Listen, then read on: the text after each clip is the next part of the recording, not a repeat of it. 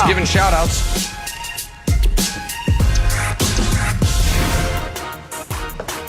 All right, we will get to, probably won't Emmanuel, but we say thank you. We will get to Joel Embiid in a second. Shall we start with a little Clippers Jazz? Game 1 last night. The answer is yes. The reason for the yes is Donovan Mitchell.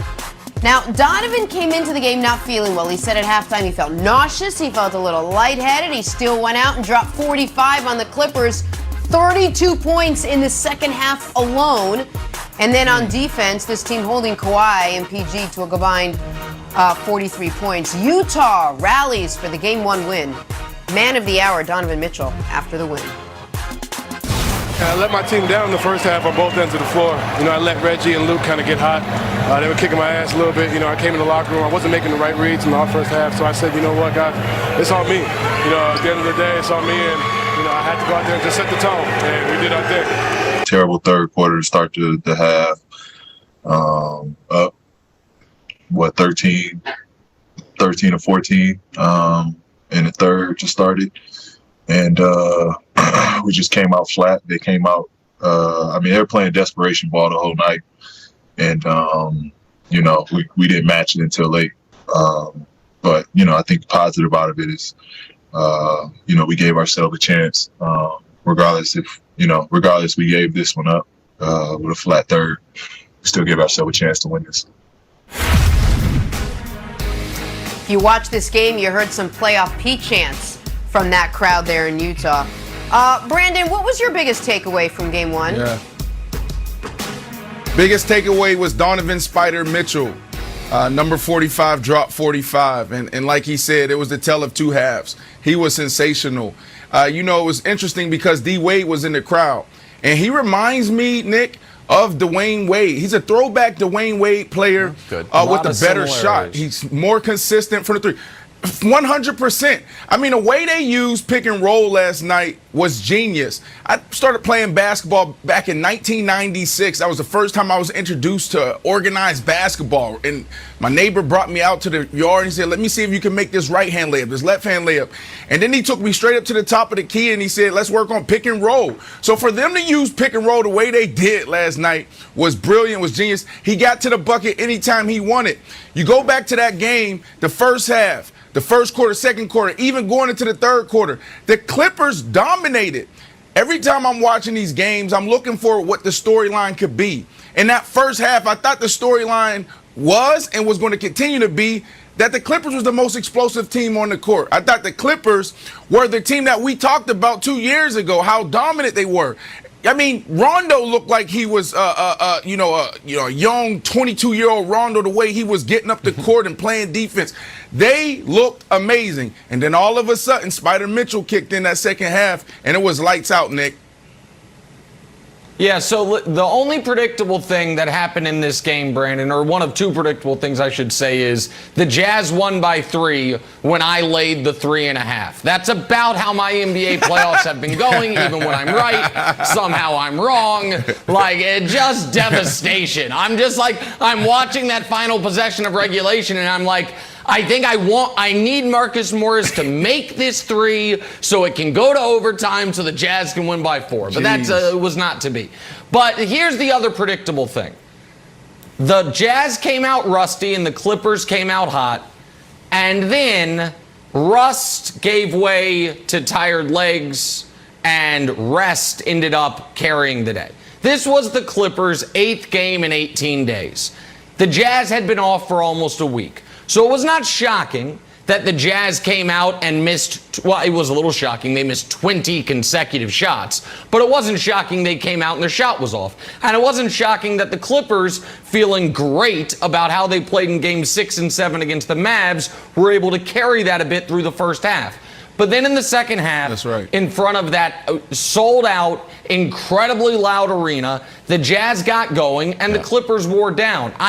So there are certain times where when a team loses, I'm like, hey, they actually should feel good about it, even though it's the playoffs, especially if it's early in a playoff series. If I'm the Clippers today, Wilds, I don't feel terrible. I'm like, okay, you know what cost us this game?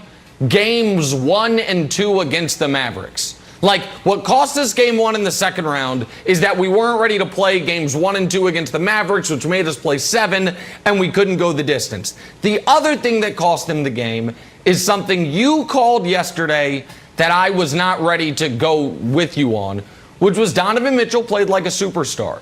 The Wilds, the most famous Donovan Mitchell moment from the season was Shaq kind of awkwardly on Inside the NBA. Remember, he interviewed him. He's like, hey, Donovan, I said before the show, you're not that great. What are your thoughts? And Donovan's like, I don't know. Shaq got killed for that. When I watched it, I was like, I actually agree with Shaq. I maybe wouldn't have said it.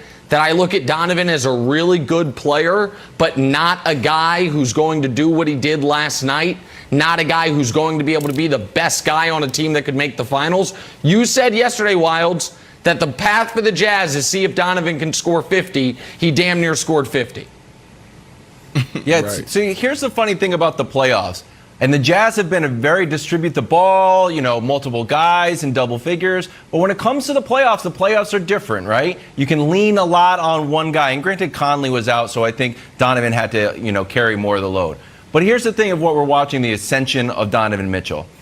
When we always hear the playoffs are different, not only because the scheduling is different and everyone plays harder, but there's 3 groups of guys who their performances can kind of go into 3 categories. The first category is guys who don't love the playoff pressure. And I would put James Harden in there. I put Chris Middleton in there. I put Paul George in there. The other big middle group here is basically everybody else. You're kind of dealing with the pressure. Your game is pretty much the same. And then you've got guys at the top of the mountain who love the pressure, who thrive in the pressure. And of the guys still playing, that's about Kyrie hit one of the biggest shots of all time. I know you're going to say it's LeBron's game, but I just say they had similar points. KD obviously Finals MVP. Kawhi also 2-time Finals MVP. Kawhi. And Donovan. And I know you're like, Wilds, that's those are 3 superstars. You can't put Kawhi there or Donovan there. I'm like, no, you're wrong. I'm going to go a step further. Can we see the historical stats, Katanik, of how good Donovan's been playing? This is the last 40 seasons. Nick, he belongs there. This is just statistics. So I'm expecting another big series out of this guy as he's one of the greats, and we need to start talking about him like it. Okay, so I'll meet you halfway. What I will say is this. Donovan, as a rookie, eliminated Paul George and Russell Westbrook in the first round with a 38-point performance, which showed you he was not going to be a guy that got worse in the postseason. He was going to be a guy potentially that got better in the postseason. Am I ready to put him in that group of guys like Kawhi, like KD, like LeBron, who are going to up their game and carry a team? I'm not ready to do that yet, and I think that's a bridge too far. However, what is true is this.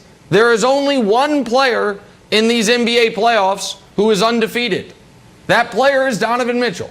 He is 5-0 so far in these playoffs, and he was absolutely brilliant last night, and so he is moving himself towards that, and the Jazz are going to need a lot more of that, especially once the Clippers get their legs underneath them. And he's fun to watch, too. All right, much more on the Jazz Game 1 win still to come. We got to talk about the Joker. I mean, MVP Nikola Jokic. Here's how the big man found out he won the award yesterday. This is great. Check it out. Adam, the floor is yours. Good to see you. You too, Coach. And sorry to interrupt your meeting. As you said, I have some important news. That is that it's my honor to announce that Nikola Jokic is this year's Kia Most Valuable Player.